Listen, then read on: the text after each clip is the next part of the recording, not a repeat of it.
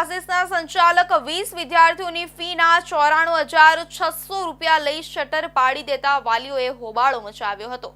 ક્લાસીસમાં નોકરી કરતા 3 શિક્ષકોના પણ 1,10,000 રૂપિયા નહીં ચૂકવવામાં આવ્યાનું બહાર આવતા વાલીઓ અને શિક્ષકોએ સંચાલક વિરુદ્ધ ડિંડોલી પોલીસ મથકે ફરિયાદ નોંધાવી હતી। ડિંડોલીમાં અનિકેત કોમ્પ્યુટર ટ્યુશન ક્લાસ સંચાલક વિદ્યાર્થીઓના વાલીઓ પાસેથી એડવાન્સમાં ફી ઉઘરાવી અને તેમને ત્યાં નોકરી પર આવતા શિક્ષકોનો પગાર ચૂકવ્યા વિના તેનું ટ્યુશન ક્લાસ બંધ કરી પલાયન થઈ ગયો હતો। વાલીઓ અને શિક્ષકોએ સંચાલક સામે ડિંડોલી પોલીસ સ્ટેશનમાં ફરિયાદ નોંધાવતા પોલીસે તપાસ શરૂ કરી છે। કરાડવા રોડ મણિબા રેસિડેન્સી ખાતે રહેતા અંબેલાલ રામદોડ પાલ ગેરેજ ચલાવી પરિવારનું ગુજરાન ચલાવે છે। તેમનો મોટો પુત્ર ધોરણ 7માં અને પુત્રી ધોરણ 3માં અભ્યાસ કરે છે। સંતાનોને સારું ટ્યુશન મળે તે માટેની શોધ વચ્ચે પરિચિત વ્યક્તિ તેમને ડિંડોલીના અરિહંત પ્લાઝામાં આવેલા અનિકેત કોમ્પ્યુટર એજ્યુકેશનમાં લઈ ગયા હતા।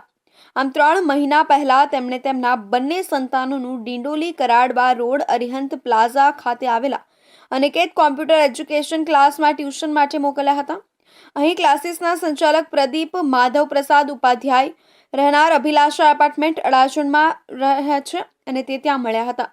પોતાનું ક્લાસીસ ઉમદા કક્ષાનું હોવાનું જણાવી બંને બાળકોની વાર્ષિક ફી 12,400 રૂપિયા ભરવાનું કહેતા આ ગેરેજ સંચાલકે ત્વરિત ભરી દીધા હતા।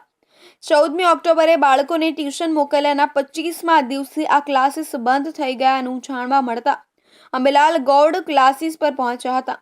આમ અંબેલાલભાઈ તપાસ કરવા માટે જતા ક્લાસીસ બંધ હોવાનું જાણવા મળ્યું હતું, જેથી ક્લાસીસના સંચાલકનો સંપર્ક કરતા તેણે ક્લાસીસ શરૂ કરશું તેવું જણાવ્યું હતું, પરંતુ ક્લાસીસ શરૂ કર્યું ન હતું। તેને બીજા 18 વાલીઓ મળી આવ્યા હતા, જેમના બાળકો પાસેથી ફી પેટે ઉઘરાણી કરી સંચાલકે શટર પાડી દીધું હતું। 20 વિદ્યાર્થીઓ સાથે 94,600ની છેતરપિંડીને લઈ વાલીઓ ત્યાં નોકરી કરતા શિક્ષકો સાથે સંઘર્ષ કરી રહ્યા હતા, ત્યારે આ શિક્ષકો પણ ભોગ બન્યાનું જાણવા મળ્યું હતું।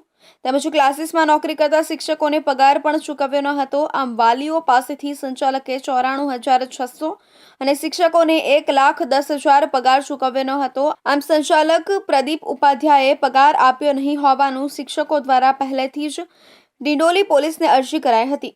વાલીઓ પણ આ શિક્ષકો સાથે જોડાઈ ગયા હતા અને સંચાલક વિરુદ્ધ અરજી કરી હતી।